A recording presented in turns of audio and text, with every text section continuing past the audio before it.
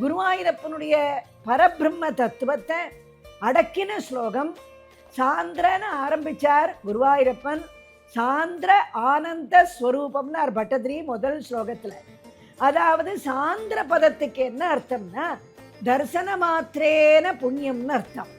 தரிசன மாத்திரத்துல புண்ணியத்தை கொடுக்கக்கூடிய மூர்த்தி யாருன்னா குருவாயூரப்பன். நாம எதிர போய் அப்படி நின்னுண்டா போறோம், புண்ணியத்தை வாரி கொடுத்துருவார். நாம எதையுமே கேட்க வேண்டிய அவசியமே இல்லை குருவாயூரப்பன் இடத்துல.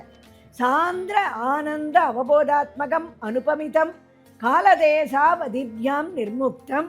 சாந்திர ஸ்வரூபம்னா அப்படி நாம இங்கே, அதாவது பின்னாடி பட்டதிரி சொல்ல போறார். அதை நாம இங்கேருந்து கிளம்பி குருவாயூருக்கு கிளம்பி போற பொழுது நேர குருவாயூரை அடைஞ்சு உள்ள நுழையிற போது என்ன நினைப்போம்?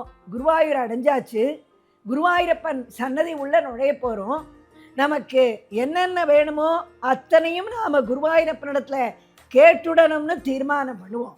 ஆனால் அங்கே எதிர போய் நிற்கிற பொழுது தகதகதகன்னு அந்த ஸ்வரூபத்தை பார்க்குற பொழுது சூரியஸ்பர்த்தி கிரீட்டம் ஊர்த்வதிலகம் புரோத்பாசி பாலாந்தரம் காருண்யா குலநேத்திர மாத்ரகசிதோன் லாசம் சுனாசாபுடம் கண்டோத்யன் மகராபகுண்டலயுகம் கண்டோஜ்வலத் கௌஸ்துவம் தொத்ரூபம் மனமால்ய ஹாரபட்டல ஸ்ரீவத்ஸ தீப்ரம் பஜேன்னு அந்த குருவாயூரப்பனுடைய ஜொலிக்கக்கூடிய அப்படி திருவடியிலேருந்து திருமுடி வரைக்கும் ஜொலிக்கக்கூடிய ஒரு சொரூபத்தை பார்க்குற பொழுது நமக்கு என்ன தோணும்?